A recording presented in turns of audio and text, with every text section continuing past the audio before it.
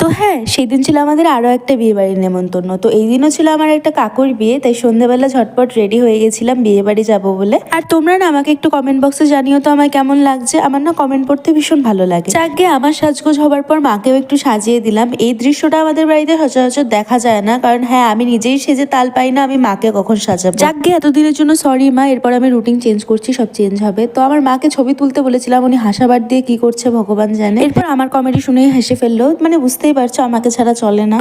যাকে তো বিয়ে বাড়ি গিয়ে প্রথমে তো ব্রাইড মানে কাকিমণির সাথে দেখা করলাম। কাকিমণি যেহেতু একটু ছবি তুলতে ব্যস্ত হয়ে গেছিল, তো আমরাও একটু ছবি তুলতে ব্যস্ত হয়ে গেলাম। আর এই হচ্ছে আজকে আমার ফটোগ্রাফার তো দুটো ছবি তুলেই ক্লান্ত হয়ে গেছে, সেই জন্য উনি চলে এসেছেন পেট পুজো করতে। এসেই প্রথমে খেলেন ফুচকা, আমি যেহেতু ফুচকা খাবো না তাই খেয়ে নিয়েছিলাম পাপড়ি চাট আর এদিকে রাবড়ি জিলেপি। তো এরপর আমার দেখা হয়ে গেছিল আমার এক্স নন্দিনীর সাথে। এই সম্পর্কটা আজ অব্দি আমি বুঝে উঠতে পারলাম না, তোমাদেরকে আর কি বোঝাবো। যাক গে ওনার সাথে ছবি টবি তুললাম, তারপর আমরা যেটার জন্য গেছিলাম পেট পুজো